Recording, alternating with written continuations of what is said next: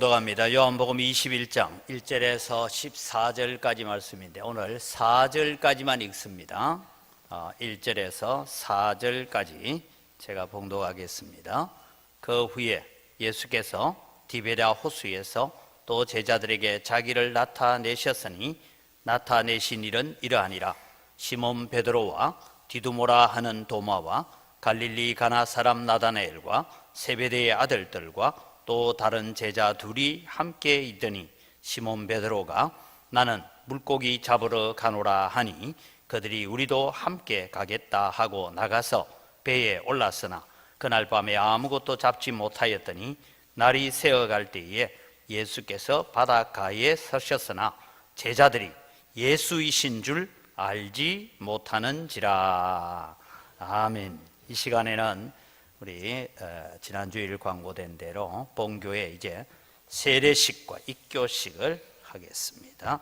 먼저 오늘 부모의 또 동의하에서 유아 세례를 받고 입교를 하는 우리 학생이 하나 있고 그 다음에 또 세례를 두 사람이 받습니다. 먼저 입교 서약을 하겠습니다. 박영서 자리에 일어나서 오른손 들고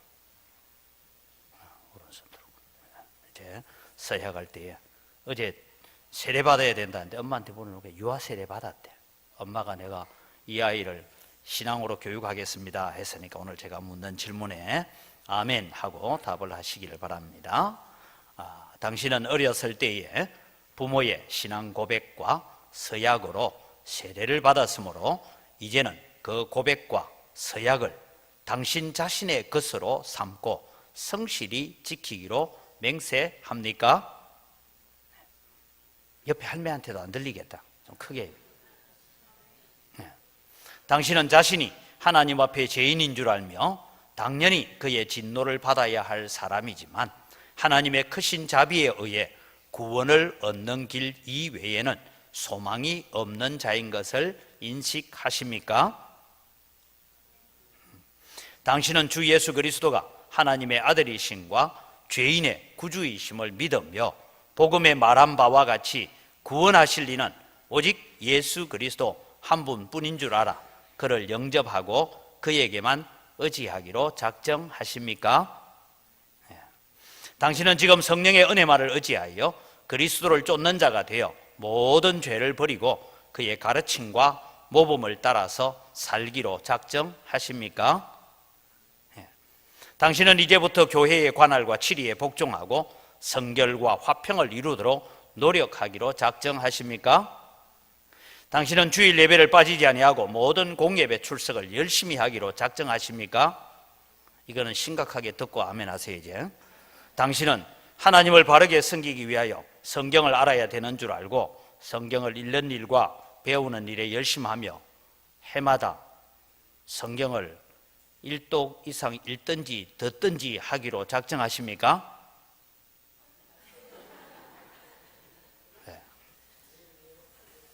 잠시 자리에 앉아주시기 바랍니다. 세례 서약하겠습니다. 우리 김숙정 씨, 윤채원 씨 자리에 일어서셔서 동일하게 오른손을 들고 서약을 합니다. 여러분들은 자신이 하나님 앞에 죄인인 줄 알며 당연히 그의 진노를 받아야 할 사람이지만 하나님의 크신 자비에 의하여 구원을 얻는 길 외에 소망이 없는 자인 것을 인식하십니까? 옆에 사람 안 들려죠? 채원이는 안 하고 같이 시작. 여러분들은 주 예수 그리스도가 하나님의 아들이심과 죄인의 구주이심을 믿으며 복음에 말한 바와 같이 구원하실 이는 오직 예수 그리스도 한 분뿐인 줄 알아 그를 영접하고 그에게만 의지하기로 작정하십니까? 여러분들은 지금 성령의 은혜만을 의지하고 그리스도를 쫓는 자가 되어 모든 죄를 버리고 그의 가르침과 모범을 따라서 살기로 작정하십니까? 여러분들은 이제부터 교회의 관할과 치리에 복종하며 성결과 화평을 이루도록 노력하기로 작정하십니까? 여러분들은 주일 예배를 빠지지 아니하고 모든 공예배 출석을 열심히 하기로 작정하십니까? 마지막 잘 듣고 진짜 아멘 하시기 바랍니다. 여러분들은 하나님을 바르게 섬기기 위하여 성경을 알아야 되는 줄 알고 성경을 읽는 일과 배우는 일에 열심하며 해마다 성경을 일독을 하든지 한번 듣는 걸 하든지 그렇게 하기로 작정하십니까?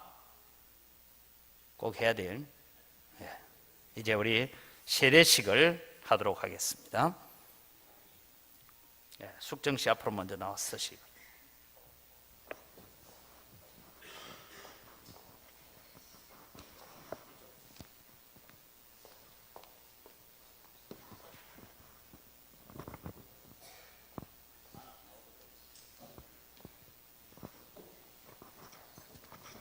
함께 우리 축복하며 기도하겠습니다. 주 예수를 믿는 하나님의 딸 김숙정에게 내가 성부와 성자와 성령의 이름으로 세례를 주노라. 아멘. 잠시 옆으로 서 계세요. 함께 기도합니다.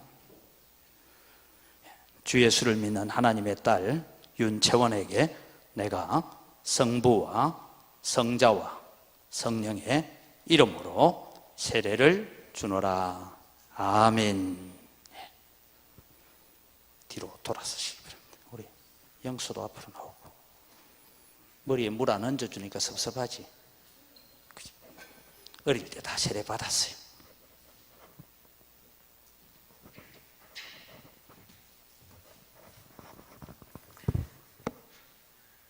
기도하겠습니다. 하나님 아버지 감사합니다. 특별히 하나님께서 저희들을 사랑하셔서 우리 김숙정 씨 또 윤채원 씨 하나님 앞에 서약을 하고 세례를 받게 하시니 감사합니다. 하나님 복 주시고 은혜 더하여 주시옵소서. 하나님 이제 세례를 받고 하나님의 자녀가 되기로 작정했습니다. 그 헌신과 작정을 하나님께서 기뻐 받아 주시옵소서. 하나님 아버지 또 특별히 우리 또 믿음의 가정에서 자라나서 어릴 때 유아 세례를 받고 부모님이 고백했던 그 신앙의 고백을 나의 고백으로 받아들이면서 하나님 앞에 살기로 다짐하는 우리 박영서에게 주님께서 큰 은혜 더하여 주시고 복을 내려 주시옵소서. 그래서 하나님 기뻐하시는 거룩한 성도로 거룩한 자녀로 자라갈 수 있도록 은혜 더하여 주시옵소서. 감사합니다. 예수님의 이름으로 기도합니다. 아멘. 공포하겠습니다. 박영서, 김숙정, 윤채원. 박영서는 대한예수교 장로회 은광교회에 입교 교인된 것과 김숙정, 윤채원 씨는 은광교회에 세례 교인된 것을 성부와 성자와 성령의 이름으로 공포하노라. 아멘. 이 시간 축하하겠습니다. 축하하실 분도 꽃다발 들고 나서 안 바뀌도록 잘 줘야 돼요.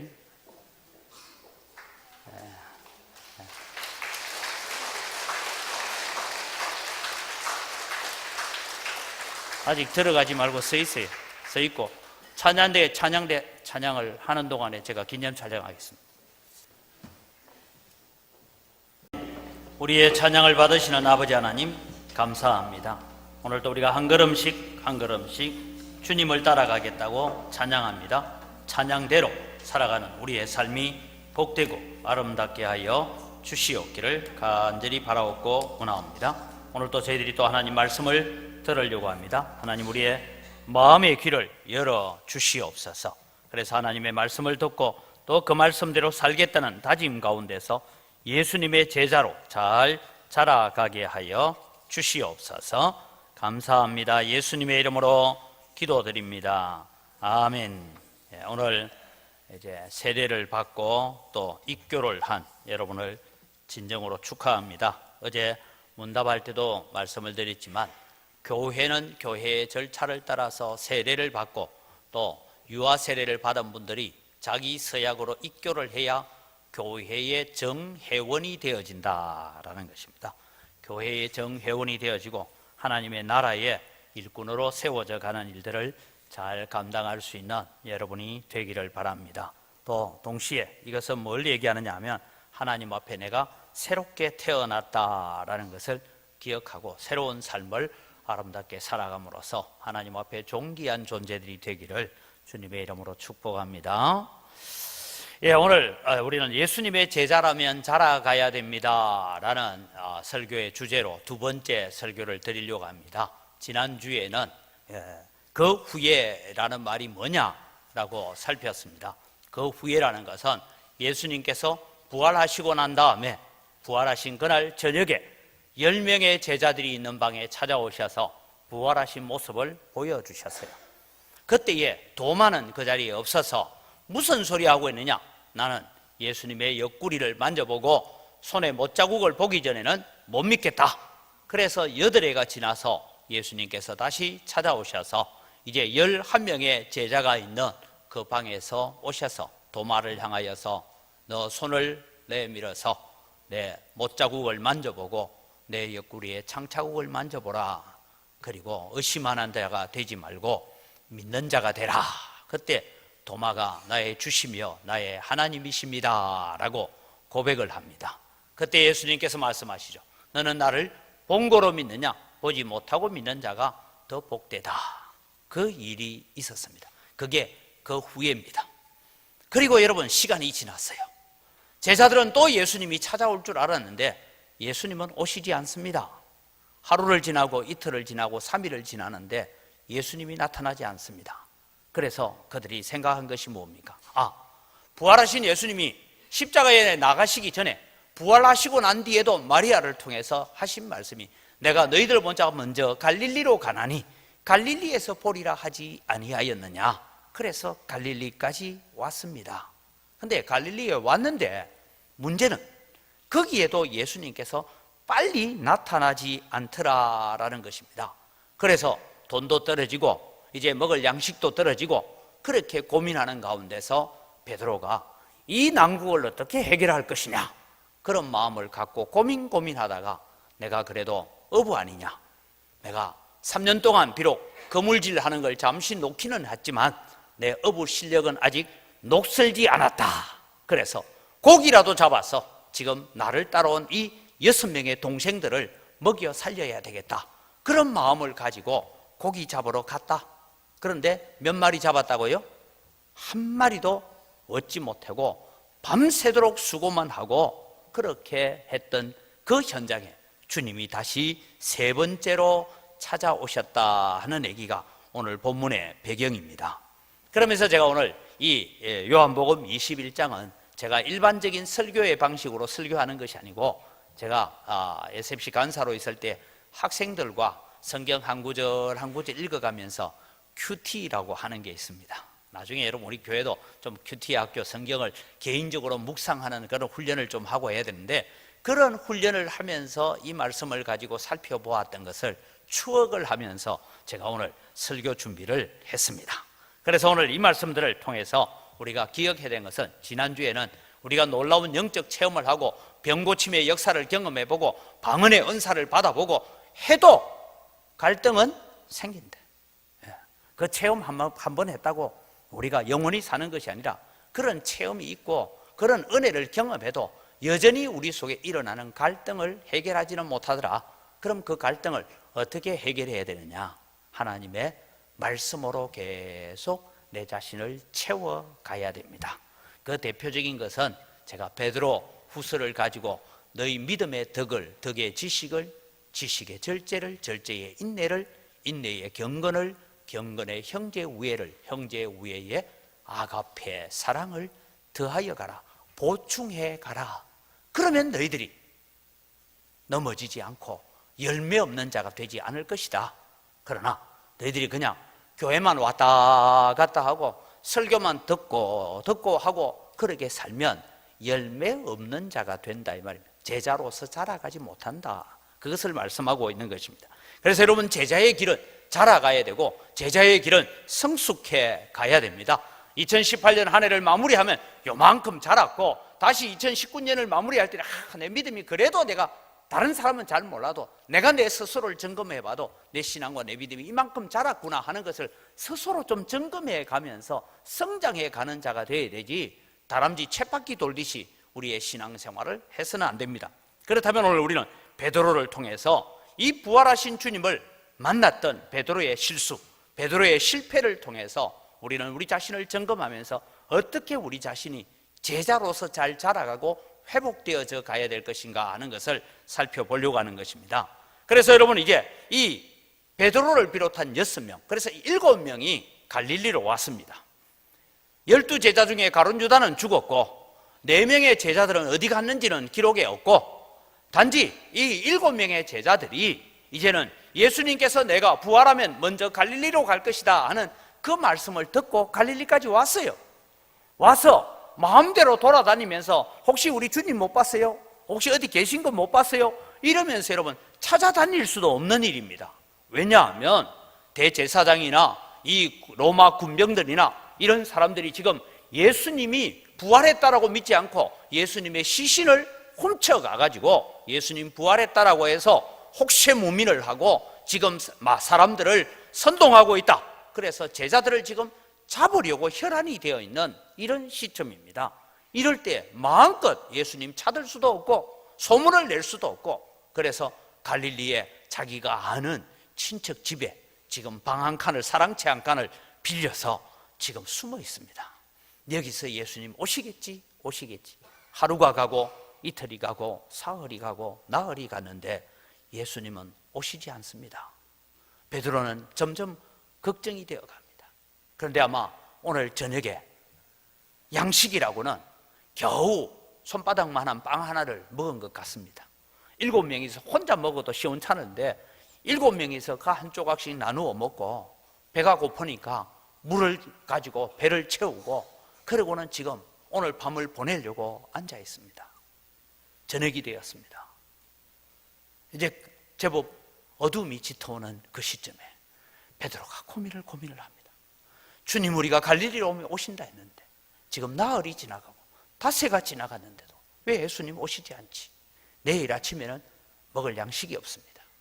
아마 제자들은 7명이 둘러앉아서 이러고 있다라고 생각합니다. 그때는 전기불이 없으니까 호롱불 하나 켜놓고, 여기에 있는 제자들 가운데 여러분, 갈릴리가 지금 있는 곳이 고향인 사람이 있습니다. 베드로는 여기에서 자라서 여기에서 고기 잡고 살았습니다. 야고보와 또 이 요한도, 세베대의 아들들이라는 야고보와 요한도 바로 옆집 친구입니다. 함께 고기잡이 할 때 동업자였어요. 그러니까 아마 동계를 맡았든지 아니면 식량을 계산하고 있는 회계장부를 담당하고 있는 도만지 혹은 나다나엘인지 모르지만 이렇게 말은 못하고 서로 눈짓만 합니다. 돈 다 떨어졌어. 혹시 베드로 형님 처갓집에 가가 좀 얻어오면 안 돼? 요한, 너 집 가까이 있잖아. 가서 밀가루 좀 얻어오면 안 돼? 빵 좀 얻어오면 안 돼? 지금 서로가 지금 쳐다보면서 그러고 있는 거예요. 그냥 말은 안 하고 이렇게 하는 거예요.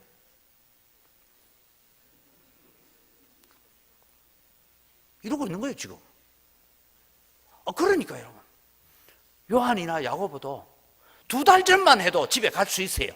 내가 예루살렘에 올라가기만 하면 내가 영의정이 될 거고 좌의정이 될 거고 우의정이 될 거고 이러고 지금 있었는데, 그때만 해도 집에 가서 갔다 올 수 있는데 지금은 예수님 죽었단다, 십자가에 못 박혔단다, 온 소문이 다 나 있고 부활했다는데 예수님은 계시지도 않고, 그래서 집에 갈 수도 없어요. 그래서 다른 제자가 집에 좀 갔다 와, 이렇게 이러고 지금 있는 겁니다. 이런 모습을 바라보는 베드로의 마음이, 그래도 나이가 제일 많고 제일 큰 형님인데 온갖 생각이 그의 마음을 지배하기 시작합니다. 그래서 여러분, 안 되겠다, 내가 그래도 고기라도 잡았어, 오늘 밤에 그물질을 해서 고기라도 잡아서 이 동생들을 먹여 살려야 되겠다, 그런 마음을 가지고 고기 잡으러 갔다, 이 얘기입니다. 그런데 여러분, 오늘 이 말씀을 통해서 우리가 3절을 가지고 오늘 설교를 제가 하려고 하는데, 3절을 다시 한번 같이 읽겠습니다. 시작. 시몬 베드로가 나는 물고기 잡으러 가노라 하니 그들이 우리도 함께 가겠다 하고 나가서 배에 올랐으나 그날 밤에 아무것도 잡지 못하였더니. 자, 여러분, 여기서 오늘 우리가 꼭 기억해야 되게, 베드로가 자기 혼자 조용히, 아니면 그래도 그물질을 잘 할 줄 아는 야고보하고 요한만 불러내가지고 너희들 좀 있으라, 우리 지금 가서 어디 동양 좀 해올게, 뭐 이러고 가서 3명만 나가가지고 고기 잡아와도 돼요. 여러분, 그물 그렇게 많이 들어야 될 이유가 없습니다. 그렇게 가도 되는데 베드로가 여기서 무슨 얘기를 해요? 나는 오늘 밤에 물고기 잡으러 갈란다, 이 얘기를 해요. 그 뒷말은 성경에 기록 안 하고 있지만 너희들은 뭐 할래? 이런 얘기를 하는 거예요 지금. 그 얘기를 들으니까 전부 다가 뭐예요?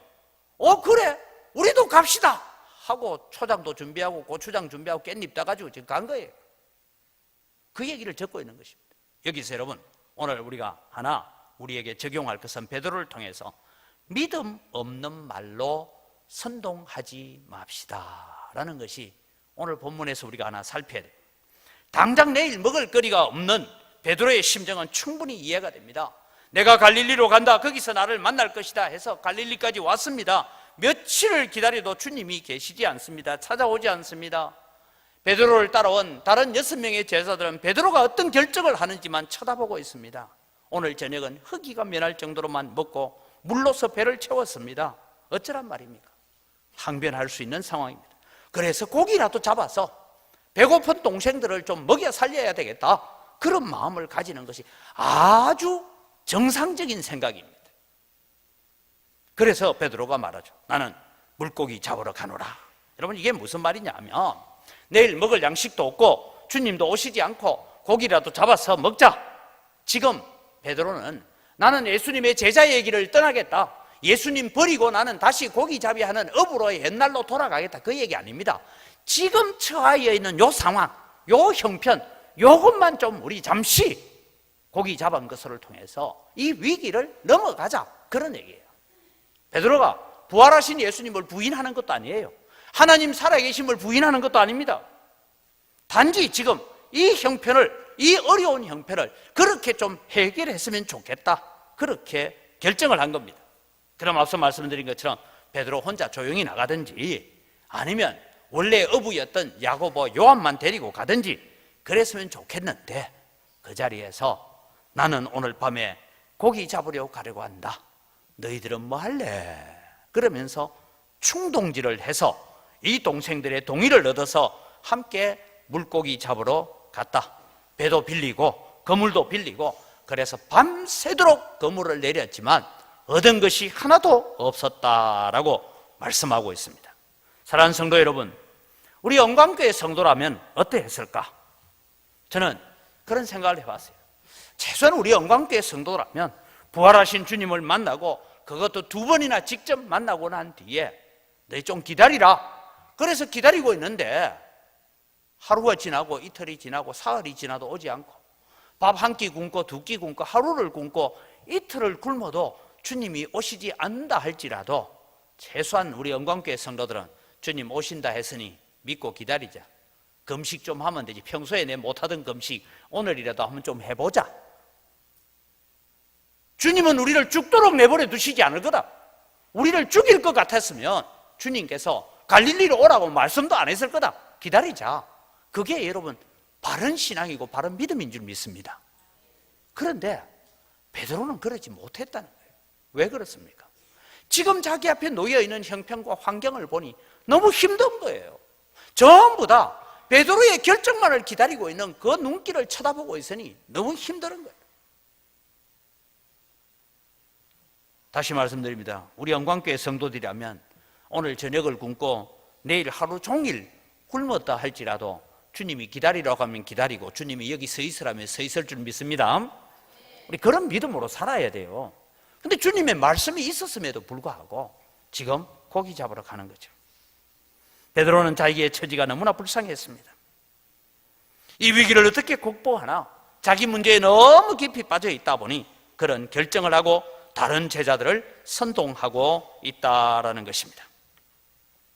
오늘 여러분, 우리의 신앙이라는 것이 뭐냐 하면, 우리가 여호수아서를 통해서 여리고성을 돌 때도 이스라엘 백성들이 뭐라고 합니까? 너희 입에 말을 내지 말라. 즉 불신앙적이고 믿음 없는 두려움의 말을 내지 마라. 그러면 여리고성은 무너지지 않는다. 그래서 입을 다물고 하나님의 명령, 즉 하나님의 나팔 소리에만 귀를 기울이고 따라와라. 그렇게 했습니다. 바로 그렇습니다. 오늘 우리는 살아가면서 믿음이 흔들리고 있는 자들이 있다면 그들의 믿음을 잘 세워주는 자가 되기를 바랍니다. 환경 때문에, 형편 때문에, 내 어려움 때문에, 육신의 질병 때문에 흔들리는 자들이 있다면 붙들어주는 자가 되어야 됩니다. 또 내가 역시 고난을 당하고 어려움을 당하고 어려운 형편 속에 있다면 다른 사람들이 낙심하게 하는 말을 할지라도 주님 살아계신다, 주님 나와 함께 계신다, 주님 나를 붙들고 계신다, 그 믿음으로 서가는 여러분 되시기를 바랍니다. 다시 여러분 말씀드립니다. 우리의 위술은 혹시 어떤 부분에 잘 쓰임받고 있는지를 오늘 우리가 생각해 봐야 됩니다. 나는 불신앙을 선동하고 있는지 믿음을 격려하고 있는지, 똑같은 말이지만 다른 사람의 믿음을 세워주고 다른 사람의 신앙을 굳건하게 해주는 그런 말이 있는가 하면 다른 사람의 신앙을 무너뜨리고 믿음을 무너뜨리는 말도 있다 이 말입니다.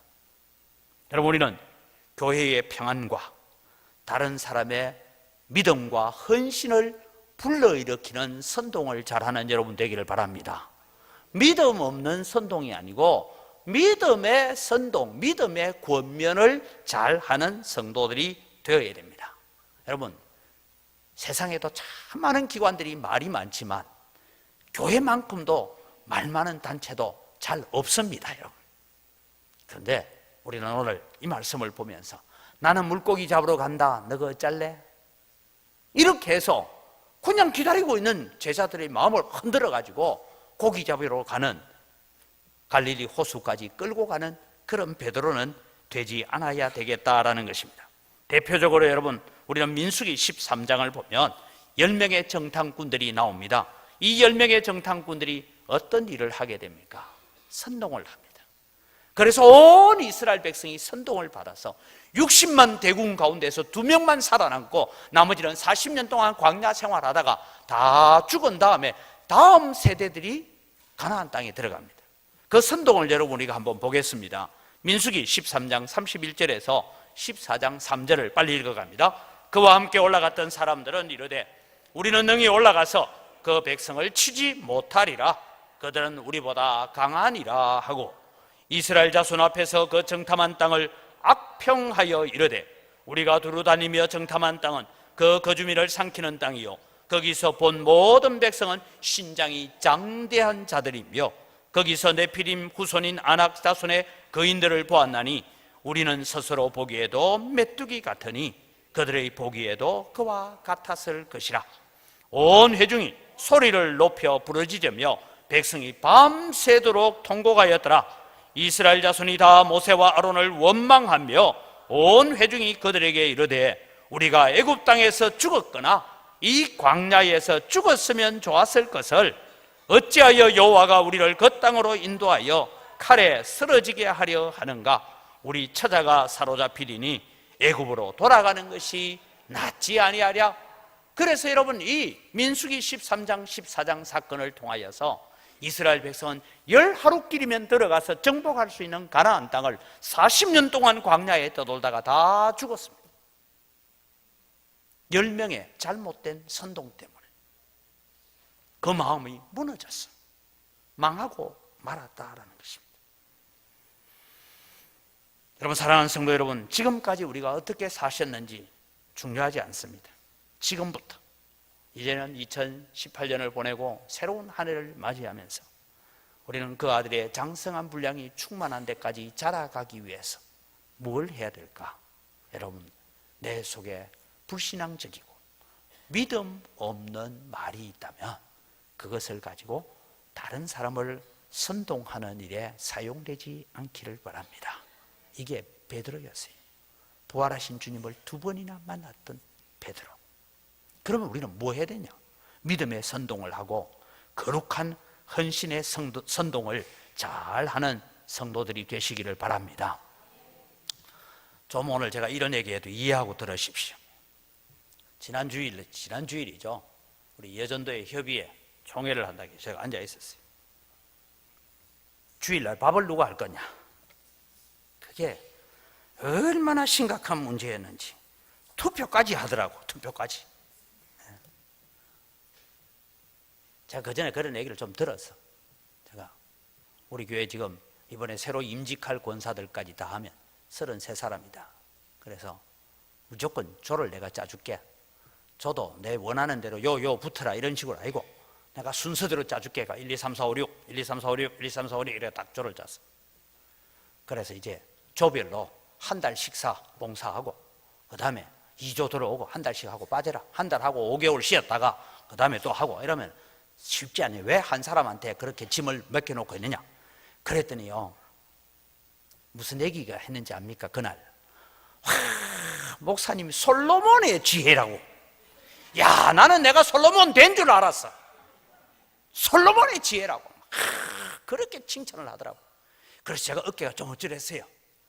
근데 사실은 대구에서 하던 방법입니다. 솔로몬의 지혜로 했습니다. 그런데 한 3일 지나가니까 말이 들려.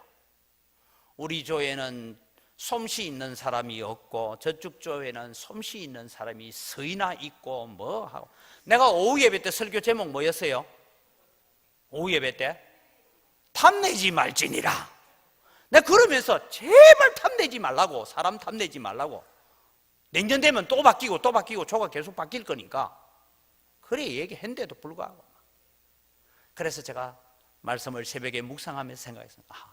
이스라엘 백성들이 홍해를 건너고 춤을 추고 홍해 건너고 난 뒤에 애국 군대가 물에 수장된 거 보고 그렇게 기뻐했다가도 3일 지나서 뭐가 없어서, 물이 없어서 우리를 죽이려고 끌어냈냐 하고 하던 이스라엘 백성이 작심삼일이라 우리 목사님에게 솔로몬의 지혜를 주셨습니다도 작심삼일밖에 안 되더라.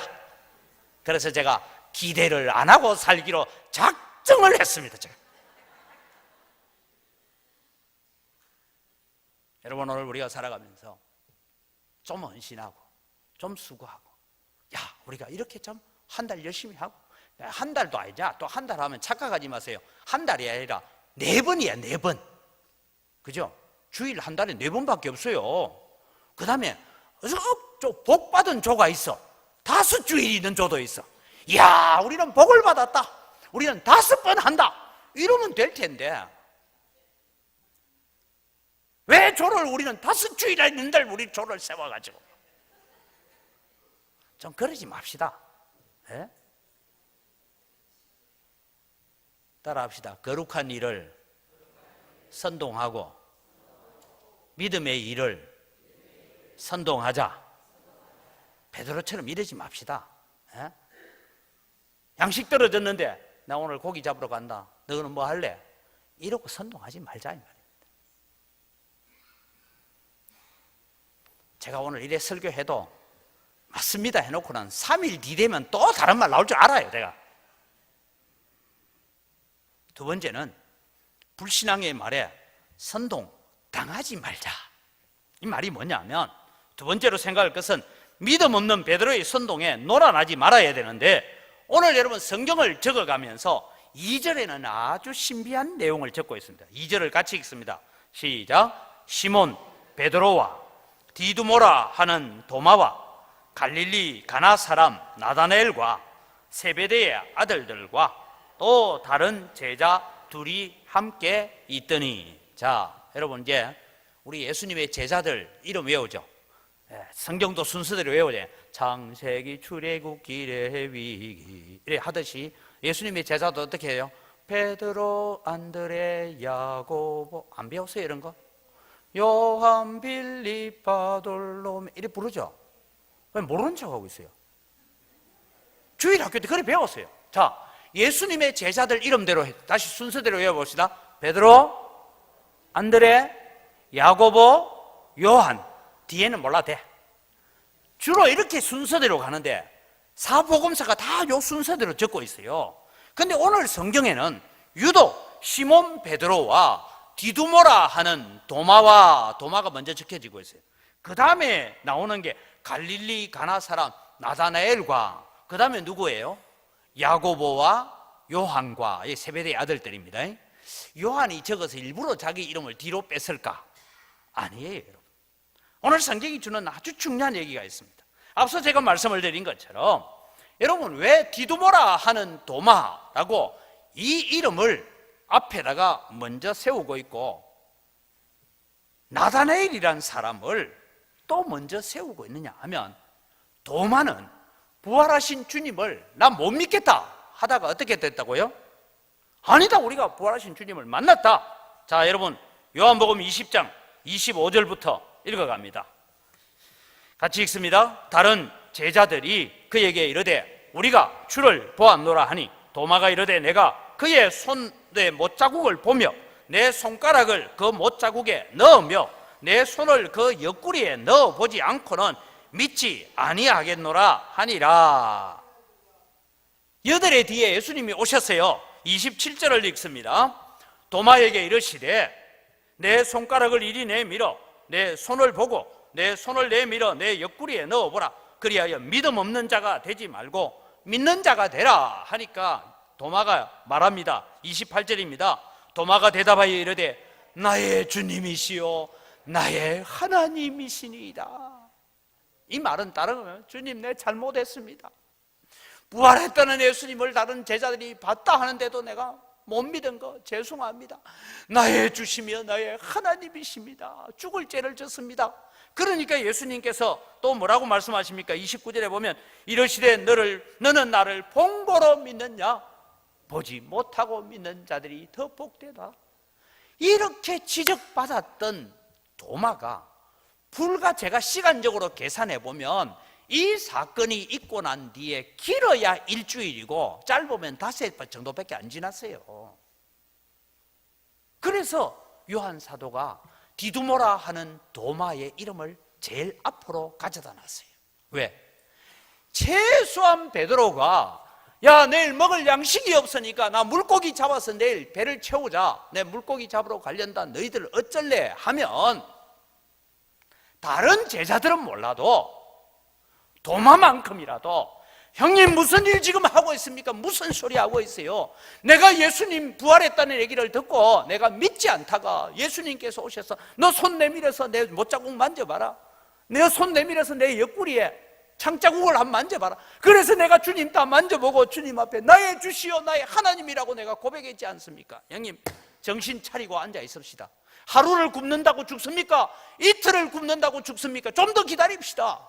이게 도마가 해야 될 일이다 이 말이에요. 그런데 여러분, 도마도 갑시다 하고는 사시미 칼 준비하고 고추장 준비하고 깻잎 따가지고 지금 갈릴리 호수로 가고 있다 이 말입니다. 그게 또 한 사람이 누굽니까? 갈릴리 가나 사람 나다나엘입니다. 나다나엘은 원래 아주 경건한 사람이었습니다. 빌립이 자기를 데리러 왔을 때 나사렛에서 무슨 선한 것이 나겠느냐라고 말했던 사람입니다. 그가 올 때 예수님께서 나다나엘을 보고 뭐랍니까? 너는 참 이스라엘 사람이다. 그렇게 특별하게 부름을 받았던 나다나엘, 그도 베드로의 선동에 넘어가서 선동당하고 말았다라는 얘기를 하고 있습니다. 여러분, 디두모라 하는 도마가 해야 될 일은, 형님은 고기 잡으러 갈지 몰라도 나는 2번 실수하지 않겠습니다.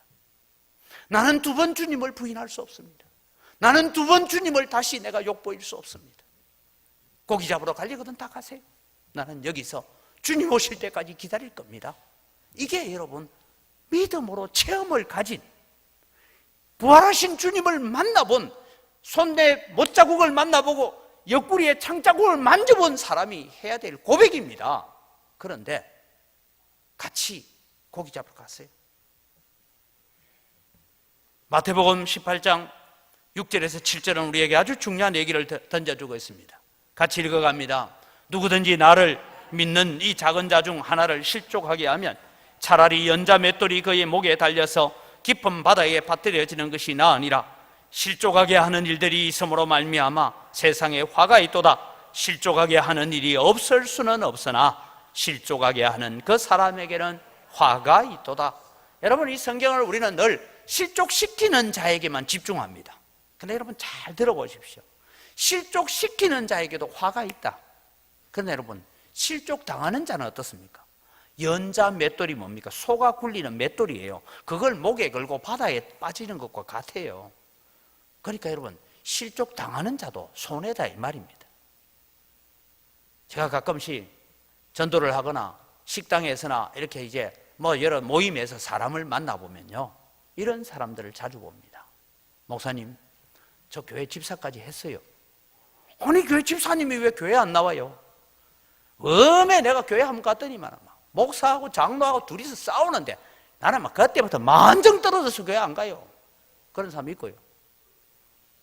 저는 교회 집사까지 제가 했습니다. 집사를 제가 한 10년쯤 했습니다. 근데 왜 교회 안 나와요? 교회 막 권사님 두 분이 주방에서 싸우는데요. 그 다음부터 나 교회 안 가기로 했어요. 자, 여러분, 그분을 실족시킨 사람 책임 큽니다. 근데 실족해서 교회 안 나오는 지 책임은 있어요, 없어요? 있죠. 그러니까 여러분, 따라합시다. 실족시키지도 말고 실족당하지도 말자. 선동하지도 말고 선동당하지도 말자. 이게 여러분 제자들의 모습 속에서 우리가 발견해야 되는 거예요. 저는 이 성경을 읽으면서 실족에 대한 얘기를 하면서 늘 실족시키는 자의 책임에 대해서만 읽어봤는데 가만히 보니까 교회 다니다가 실족한 사람들 참 많습니다. 대구보다는 특별히 광주에 더 많은 것 같아요. 대구에서도 실족한 사람 많이 있어요. 제가 있을 때 교회 바로 옆에 파출소가 있었는데 파출소 소장이에요. 아침에 출근하다가 만나고 저녁에 퇴근하다가 만나면 제 손을 붙잡고 목사님, 눈에 눈물을 글썽거리면서 얘기해요. 목사님, 내가 교회 집사였는데 지금 내 교회를 못 나가고 있어요. 그럼 가까운 우리 교회라도 와. 퇴직금 좀 모아놓고 저축 좀 해놨는데 교회 권사님이 돈 빌리달라고 빌리주가 띠대요. 그래가 교회를 옮겼대. 또 다른 교회 같으면은 사업하는 장로님이 교회 돈 좀 빌리달라고 또 빌려주고 또 떼있대요. 그 다음부터 나 교회 안 나가기로 했다. 그런데 그 얘기를 저한테 왜 하겠어요? 교회가 오고 싶다 이 말이죠. 나 좀 붙잡아 주세요. 목사님, 다 이런 불쌍한 양이에요. 그런 마음이죠. 그래서 붙잡고 기도하면서 제가 이런 얘기했어요. 소장님, 참 다행인 줄 알아라고. 그렇게 무유 이런. 그래도 그 사람이 권사고 장로여서 당신 돈 1억하고 1억 8천 정도만 떼먹었지, 그 사람이 예수 안 믿었더라면 당신 집까지 다 잡혔다. 참만 다행인 줄 알아라. 그러니까 그 사람이 예수 믿어서 그만큼밖에 안 해먹었다. 그랬더니 가만히 듣더니만 진짜 같기도 하고 아닌 것 같기도 하고 그래요. 자, 여러분, 우리가 영적 분별력을 가져야 됩니다. 우리가 실족하지 않고 넘어지지 않으려면 영적 분별력을 가져야 되는데 제가 4가지를 가르쳐 드립니다. 첫째는 저 말이 옳은 말인가 아닌가, 그것을 여러분 잘 분별하십시오. 맞는 말인가 틀린 말인가. 두 번째는 나의 믿음의 성장에 도움이 되는가 안 되는가, 내 믿음을 성장시키고 내 믿음의 헌신을 불러내는 일인가 아닌가, 그것만 분석해 보면 돼요. 그 다음에 세 번째는 나로 하여금 하나님의 말씀에 순종하도록 하는 말인가 아니면 불순종하도록 하는 말인가, 그것만 점검해 보면 우리 애가 미혹 받아야 될지 안 받아야 될지, 선동 당해야 될지 안 당해야 될지 구분이 됩니다. 교회 공동체를 유익하게 하는가, 교회 공동체를 허무는 말인가, 그걸 점검을 해봐야 돼요. 앞서 제가 왜 권사님들 얘기했냐면 솔로몬의 지혜를 하나님께서 우리 목사님한테 주셨다고 그렇게 칭찬해놓고 3일 지나가니까 또 막 내가 주일 오후 예배 때 그렇게 탐내지 말라고, 사람 탐내지 말라고 설교까지 했는데도 불구하고 3일 지나가니까 우리 조는 어떻고 누구는 어떻고 누구는 어떻고, 내가 뭐 1년 내에 밥하라는 것도 아닌데 2달만 하면 되는데 2달도 2달 다 하는 것도 아니고 어찌 복을 받으면 10주 할기고 어찌 복을 못 받으면 8주만 하면 되는데 여러분 우리 자신을 점검해 가시기 바랍니다. 디두모라 하는 도마, 갈릴리 가나 사람 나다나엘이 거기 있었다. 그걸 성경이 적고 싶은 거예요. 마지막으로 여러분, 주님이 명하시지 않은 길은 성공 같으나 실패라는 것을 기억하시기 바랍니다. 3절의 마지막에 뭡니까? 밤이 새도록 그물을 내렸지만 얻은 것이 하나도 없었다라고 성경은 적고 있습니다. 헛수고만 한 것입니다.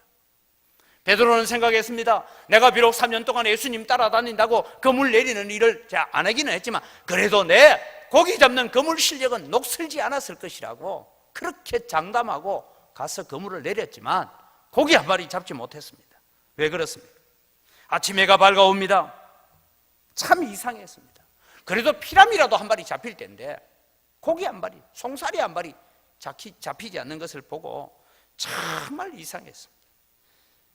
그때 깨달아야 되는데 그 길은 주님이 명하신 길이 아니었습니다.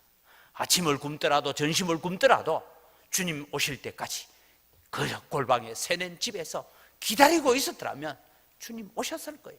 오늘 성경에도 뭡니까? 베드로가 벌써 언덕에 올라오니 이미 예수님은 숯불을 피워서 거기에 떡을 구워놓고 기다리고 계셨어요. 마찬가지입니다.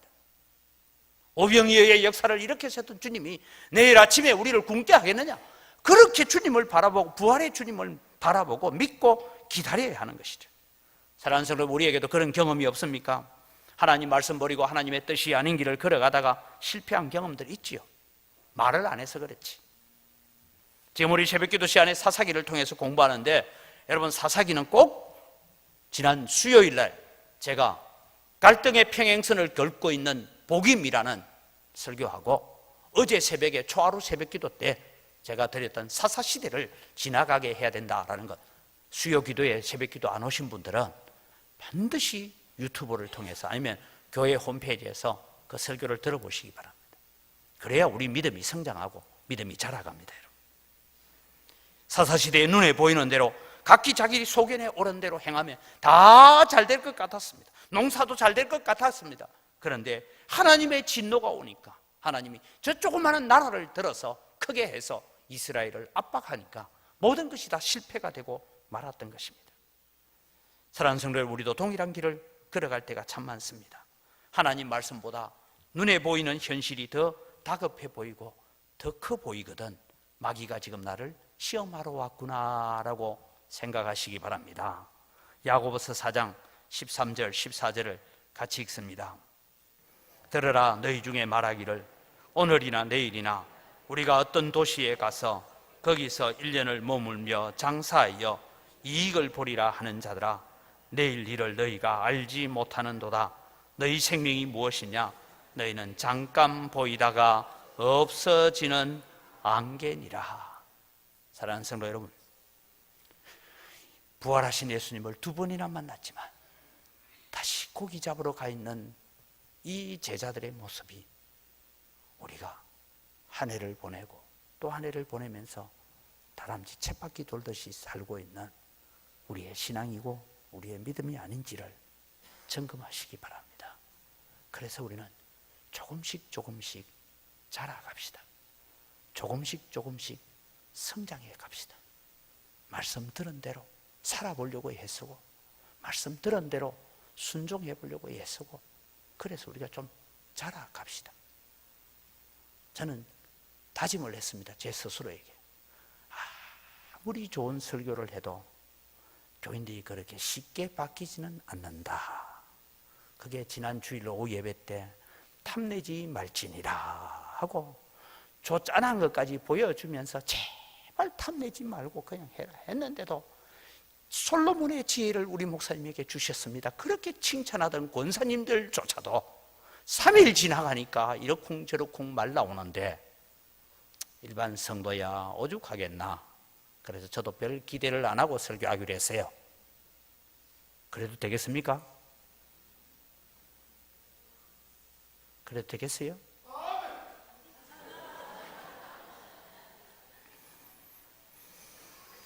우리도 설교하는 이 목사도 별반 다르지 않습니다.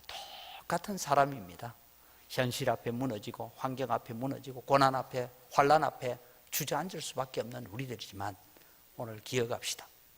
나는 쉽게 선동하지도 않겠고 쉽게 선동당하지도 않겠다. 주님 명하신 길이 아닌 길을 걸어가면 성공 같아 보이나 실패다. 이것을 기억하며 살아가는 여러분 되시기를 주의 이름으로 축원합니다. 하나님 아버지 감사합니다. 오늘 또 주님 저희들 제자는 자라가야 되는데 우리가 자라지 못하고 신앙의 연륜만 쌓여가는 우리의 모습들을 발견하면서 주님 앞에 또 기도합니다.